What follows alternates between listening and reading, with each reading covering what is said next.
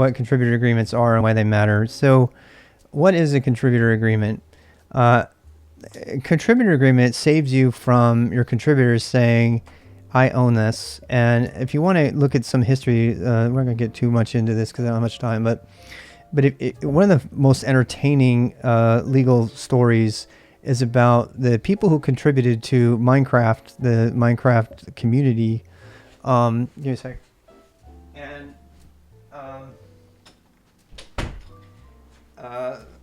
Notch, the creator of Minecraft, very famously allowed people to make modifications, even though technically it wasn't legal to do so. They had reversed engineer Minecraft. And so this whole community was making modifications to Minecraft and contributions to it. And then Microsoft bought Minecraft. And all of these people who had been contributing to the Minecraft source code, their modules and everything, came unglued. In fact, the one of the major projects that was allowing this to happen, I don't remember the name of it, was on GitHub. And one of the Minecraft modders who regularly was violating the law, arguably, sent a DCMA takedown to GitHub to remove the essential software for applying Minecraft modifications, because he said he didn't agree to have his contributions go to Microsoft, and that the Microsoft project had violated its agreement with him, which is really hypocritical and frankly stupid, because he was regularly using reverse engineered software to make his contribution. I mean, that's the level of arrogance involved. But I tell you that story because it's funny, but it's also cautionary.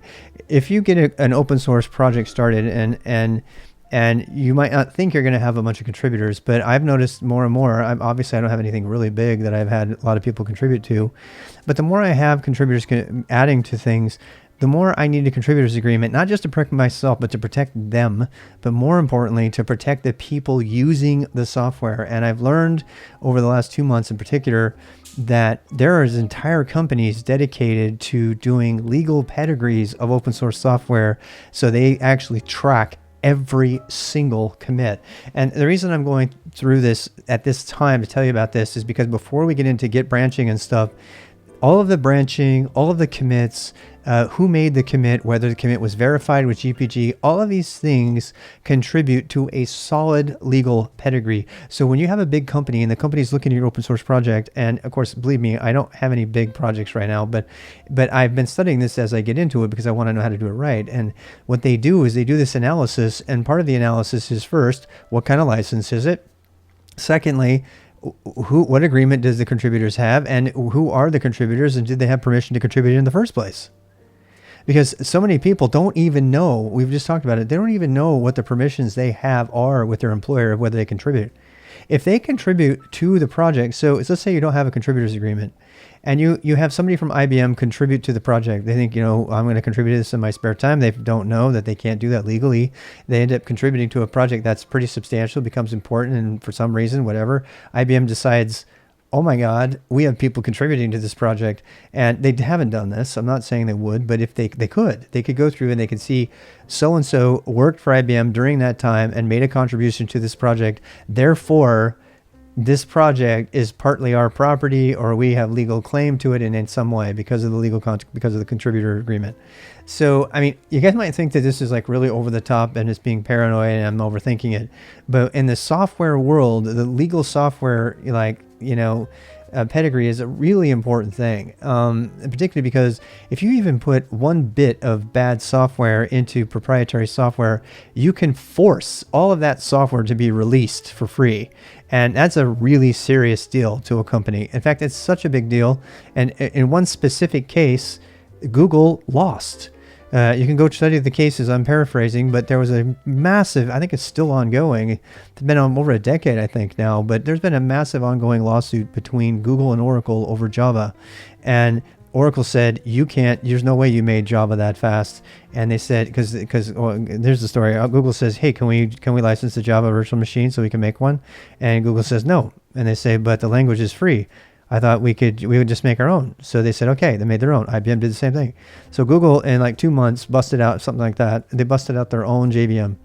And Oracle's like, no, you did not do that. You cheated somehow. And they took them to court. And they said, we don't believe you. We don't believe you could have turned it around that fast. And sure enough, they had an engineer admit that he was on the Java team before, and they did vetting of all the code. They found 2 or 3 lines that this Java engineer, formerly from on the Java team, had used and contributed directly through cut and paste to the new code base within Google's thing, and Google lost the court case. Now, I'm seriously paraphrasing that whole story, but if you think that worrying about these little legal entanglements because you're just a lowly software engineer is not a big deal, you're going to be really surprised if you work for an enterprise like this. That guy was. And you think he's going to have a good time getting a job someplace else? I mean, I'm sure people will hire him. He sounds like a very capable engineer, I'm sure. But the problem is that this is an engineer who just thumbed his nose at the legal requirements that related to these companies, and he caused Google to lose $1 million court case. And it's still ongoing, and they've been appealing. And there was a ruling at one point that claimed that Google actually was also suing them for the rights to use the keywords of the API in Java, the syntax of the Java language, which they had always said was open.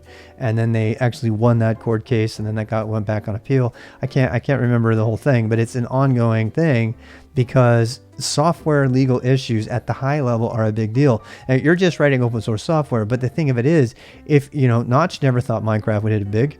So he never put anything legally in place to protect himself or any of his contributors. It's just a little side project. Who cares? It was Notch, right? He didn't care. And then what happened? It blew up. Pretty soon it's being bought for $7 billion. I think it was 4.6 billion. I think GitHub was 7 billion. I think it was the 4 or 5 billion. So pretty soon Minecraft is no longer just this little hobby anymore. It's being bought for $4 billion, and every one of those contributors comes out of the woodwork. And guess what? There's no legal foundation for anybody to stand on. Nobody knows what to do because there's no legal thing set in place. So don't be those people. Think about these things up front. And you don't have to get a lawyer or something. I mean, you can if you want. But so I did a lot of research on this, and I was like, how can we get around having to digitally sign a contributor's agreement, which some people still have you do? And I went to GitLab, and GitLab has a thing that they use, something called a DCO. And this is something that was created by the Linux Foundation so that people can contribute to the Linux project.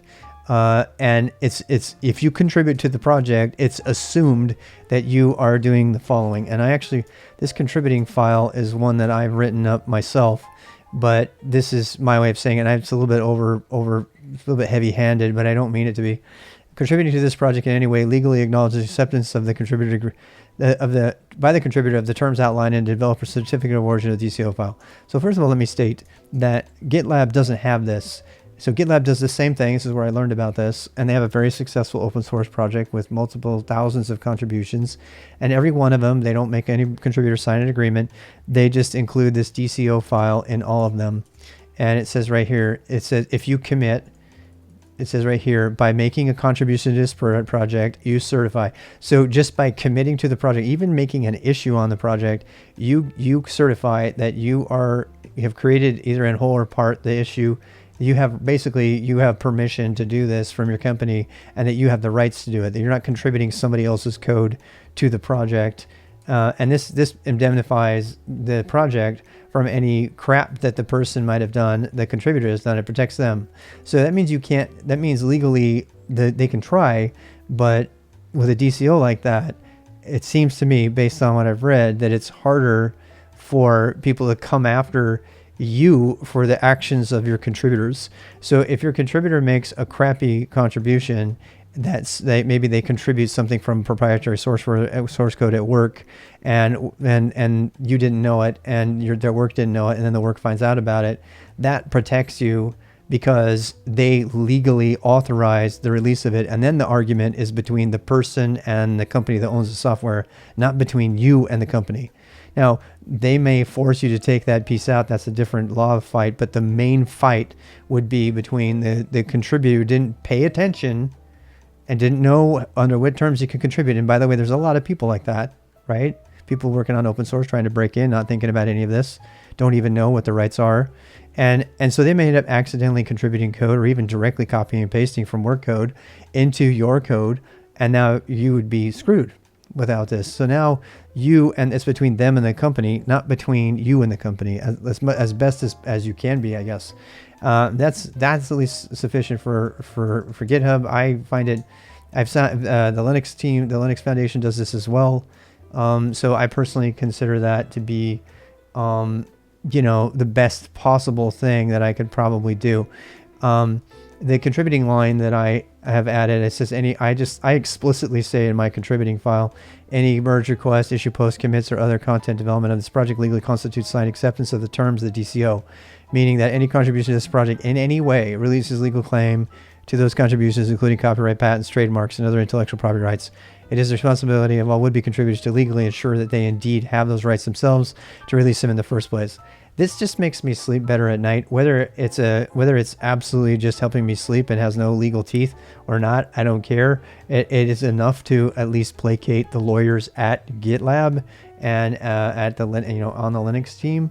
So, and for that reason, I'm okay following that instead of forcing my contributors to go through the hoops of signing every single. There's a site you can go to that you have to have everybody digitally sign a contributors agreement, and some people still have that. There's some companies at particular risk or projects that are particularly more worried, and they still make people go do this digital signing in order to even contribute a single line of comment to the project. But I believe that this is useful for my colors library. I don't think I'm going to need more than that level of protection, if any at all, really. I don't think people would come after me over my tiny little project, but you just never know. I mean, the command tab project that I'm doing right now might get popular. I mean, it's starting to take off a little bit, and so I at least want to set these things up first. We are done with our time, and I know this has been the boring legal session for Ethan, but Ethan has got a number of projects that he's now made public, and I feel like he needs to hear it. So what do you think, Ethan? Probably. Yeah. I mean, that's an hour overview. You could probably do 2 hours or 3 hours of video just on that topic, but nobody wants to hear that much legal crap. At least, hopefully that's the minimum legal crap that you need to hear about before you go do your release. But if it keeps you safe,